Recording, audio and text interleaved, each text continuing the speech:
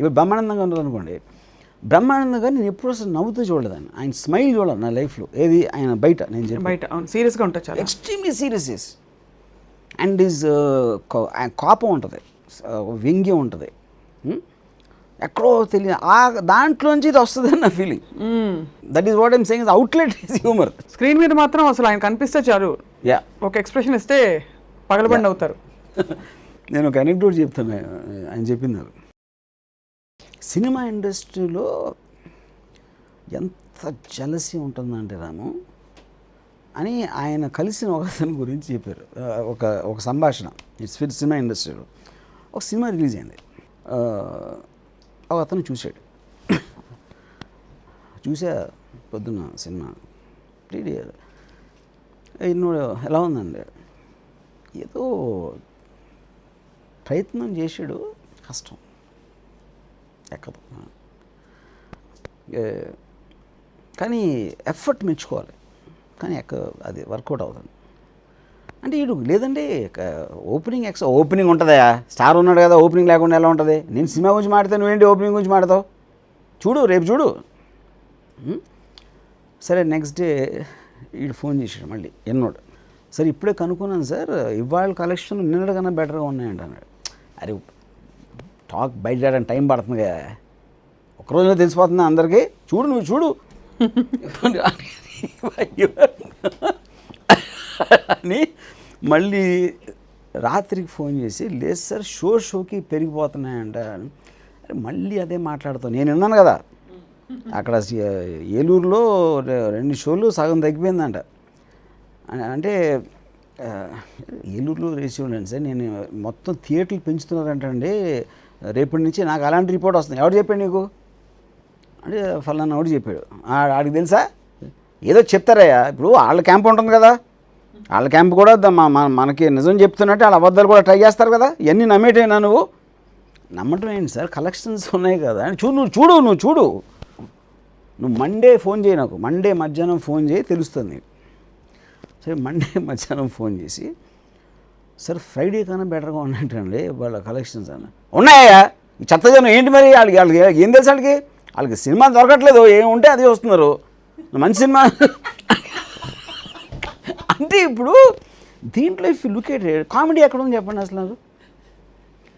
There is no humour. ఇక్కడ ఏంటంటే వాడికి జలసి, ఆ సినిమా ఆడకూడదని. సో అది స్టార్ట్ అయింది దేనితో, మంచి అటెంప్ట్ అంటే ఆల్మోస్ట్ ఇంకొకటి సినిమా ఫ్లాప్ అవ్వాలని కోరుకోకూడదు అనే ఒక మొరాలిటిక్ ఆస్పెక్ట్లో స్టార్ట్ చేసి అక్కడి నుంచి స్టార్ట్ చేసి మండేకి వచ్చేటప్పటికి ఆడియన్స్ మీద కోపం వచ్చేసిందండి.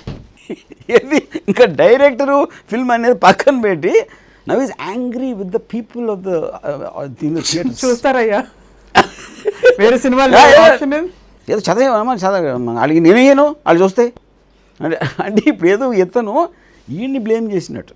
So I feel this for me is more funnier than obvious comedy. ఎందుకంటే this is telling about people's nature, it is talking about jealousy, is talking about tragedy, is talking about failure. But ఆ మొత్తం కాంటెక్స్లో if you don't take it seriously అంటే ఇదే దీన్ని ఆడు ఏమన్నాడో తెలుసా అనొచ్చు, ఆడికి సినిమా పోవాలని ఉందండి అందుకని అలా మాట్లాడాడు అని మీరు సీరియస్గా కూడా చెప్పచ్చు ఇదే. But the moment you pitch it like this, it becomes the impact is, and it also makes you feel, it is human to feel jealous. What's the big deal? కుళ్ళు అనేది ఒక సహజమైన ఎమోషన్, అది దాన్ని మనం నెగిటివ్గా చూడకుండా హ్యూమరస్గా చూస్తే it will be more impactful. అది నా పాయింట్. అది ఇప్పుడు చాలా గిల్టీ లేకుండా చాలామంది కుళ్ళుకుంటారు చూసి. But that's so true. చాలా సందర్భాల్లో మీరు అన్నట్టు బాగా సీరియస్ అండ్ క్రిటికల్ సిచ్యువేషన్స్లో బాగా నవ్వు వస్తుంది మీకు అంటే మీకు ఎస్పెషల్లీ వచ్చి ఉండాలి డెఫినెట్గా. అప్పుడు నవ్వుతే బాగుండదు, ఎందుకంటే అందరూ కోల్డ్ అండ్ ఇన్సెన్సిటివ్ అంటారు, కాబట్టి ఆపుకునే సందర్భాలు ఉంటాయి కదా. నేను because I can control my laughter a lot. And in fact నేను చాలా సీరియస్గా అంటే నేను బయట కనబడడం జోక్ చేస్తానని తెలిసిన వాళ్ళు నవ్వు ఆపుకోలేకపోతారు, కానీ ఐఎమ్ వెరీ వెరీ సీరియస్. అవును, yeah. You're very serious. I mean, even if I'm trying to joke with that person in ఇప్పుడు కొన్నిసార్లు అంటే ఒక అమ్మాయి, కొంచెం స్మాల్ యాక్ట్రెస్ అమ్మాయి, తను చెప్పింది నాకు తన బాయ్ ఫ్రెండ్ బెంగళూరులో ఏదో ఆ బాయ్ ఫ్రెండ్ ప్రస్తుతం ఎందుకు తీసుకొచ్చింది, ఏం చేస్తాడు తను అంటే he works for the CIA అని చెప్పింది, American central intelligence agency. Yeah, what is he doing? No, he makes all their computers అని అక్కడ ఏదో ఒక స్పెషల్ ప్లేన్ ఏదో చేశాడంట తను.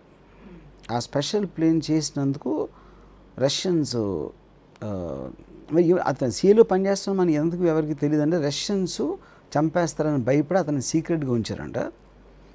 ఇప్పటికీ ఇతని బర్త్డేని లాంగ్లీలో సెలబ్రేట్ చేస్తారంట, ఇది సిఏ హెడ్ క్వార్టర్స్లో అని చెప్తే, ఇప్పుడు ఆబ్వియస్లీ ఆడు చెప్పాడు ఈ అమ్మాయికి ఇదంతా, ఎవడైతే బాయ్ ఫ్రెండ్ లేదు. ఇప్పుడు ఈ అమ్మాయిని చూసి నేను జాలిపడాలా, ఇంత కట్టు కదా నమ్మే ఒక పర్సన్ ఉన్నాడు అర్థ మీదని చెవులో నేను జాలిపడాలా, లేకపోతే షాక్ అవ్వాలా, నవ్వాలా, ఏం చెప్తారు మీరు?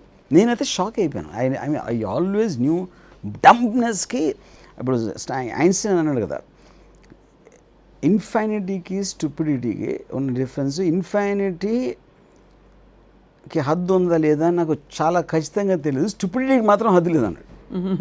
సో అది అందులో ఇదొక ఎగ్జాంపుల్ నాకు.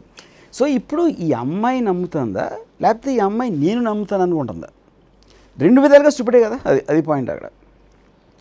బట్ సో మీరు అసలు అలాగా చెప్పాలంటే అప్పుడు ఎక్సాజరేషన్ అనేది సెన్స్ ఆఫ్ హ్యూమర్కి base point. Anything which is comic అనేది నవ్వు రావడానికి ఎక్సాజరేషన్ అనేది మెయిన్ పాయింట్ అసలు. ఇప్పుడు ఇందాక చెప్పిన ఎగ్జాంపుల్లో కూడా నాదెర్ల భాస్కర్ ఇందిరాగాంధీ చెప్తే ఎన్టీఆర్ని వెన్నుపోటు పొడిచాడు అనేది నిజం అవ్వచ్చు, కానీ లిటరల్గా మీరు కత్తిని ఇందిరాగాంధీ చేర తుడుచుకుంటున్నాడు అనేది ఎక్సాజరేషన్. But that conveys the point, right? ఒక విజువల్లో. For more updates, like, comment, subscribe to our channel. Hey darlings, గంటని click చేయడం మర్చిపోకండి.